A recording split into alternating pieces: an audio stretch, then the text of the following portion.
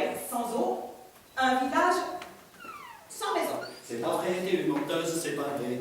J'ai rencontré un éléphant rose qui buvait du thé dans des tasses en porcelaine, un cacatoès qui faisait des pètes. Écoutez, écoutez-nous, si le cœur vous en dit. Cri, Crac, cri, crac, cri, crac. le soir auprès du feu, il réchauffe la rame en espérant un peu. Il était une fois un homme et une femme. Ils n'ont point d'enfants.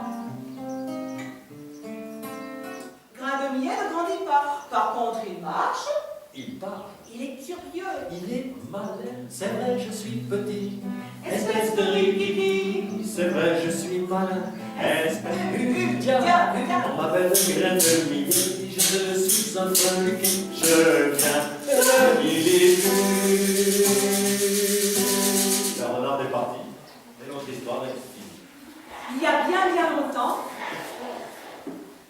le mot travail n'existait pas.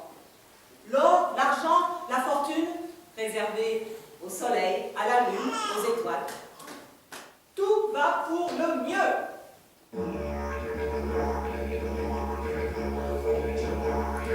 S'il y avait la sorcière Wouli,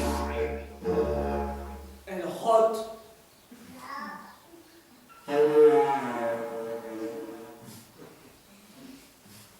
Elle pète. Et elle s'en va.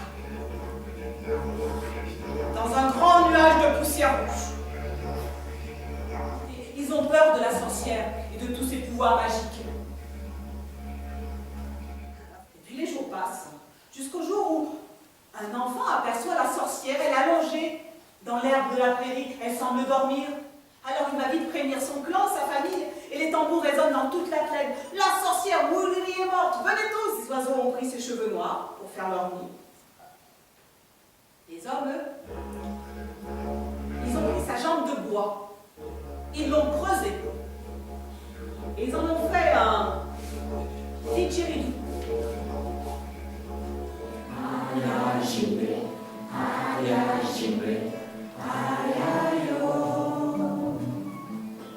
Dans ces contrées éloignées au nord du sud et au sud du nord, vit un jeune garçon qui s'appelle Koyo.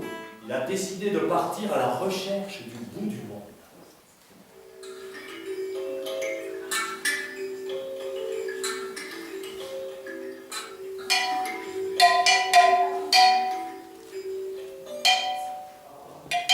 Un arbre à ciseaux.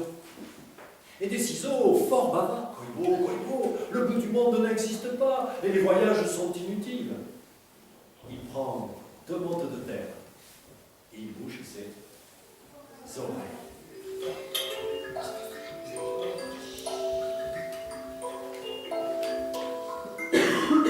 Le soir du 3e jour, il arrive au pied d'un arbre. Koyo se retourne. Qu'est-ce qui se passe? Pourquoi la terre tremble-t-elle? Koyo va se réfugier sur le toit de la maison. Et de là-haut, il aperçoit. Ça sent l'homme ici. Et Koyo lance sa sagaie qui vient se planter dans l'œil unique de la mangeuse d'or. Bala s'approche, Bala s'agenouille et elle pleure. Elle pleure toutes les larmes de son corps et une grande rivière est née. Un homme étrange, on dirait un arbre. Et avec ses dépits de blé, il vient chatouiller la narine droite de la mangeuse d'homme qui devient toute douce. Bala glisse sa main dans celle de Koyo. Et ils s'en retournent tous les deux, ils prennent le chemin de retour. Koyo est de retour! Koyo est de retour! Koyo est de retour!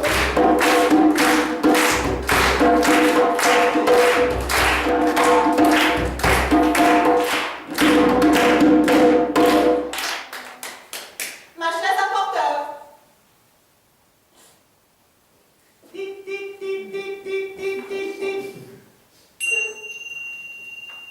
Monsieur, oui, c'est horrible. J'ai avalé une mouche et je ne me sens pas bien du tout.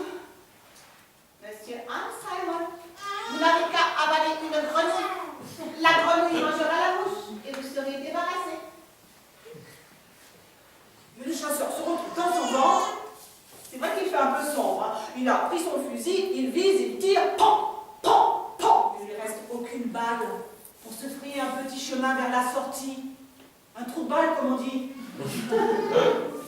Et à ce jour, je crois bien que le chasseur est toujours dans le ventre de Monsieur Einstein.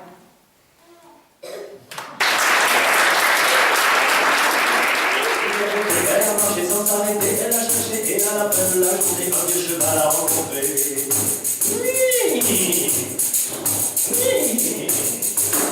C'est toi le cheval qui m'a fait sur la tête.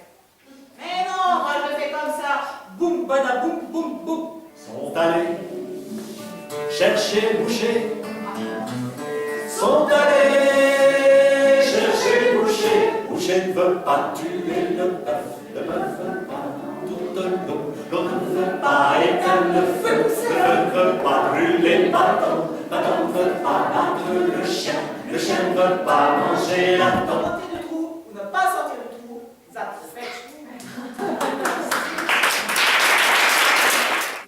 Sur cet arbre, il y a une branche.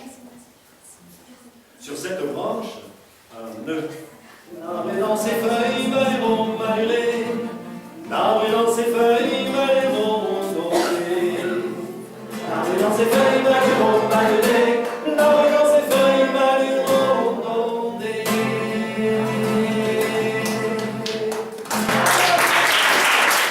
Aïe, aïe, aïe, aïe, aïe. Je me suis assise sur le rebord de la lune et là j'ai vu la terre si petite au loin que j'ai commencé à pleurer. Atterrissage réussi dans la gueule d'un loup. C'est dans la gueule du loup que j'ai trouvé une lettre. Et qu'est-ce qu'il y avait écrit sur cette lettre? Ne crains pas les contes, crains plutôt les mensonges. Un conte ne peut pas tromper.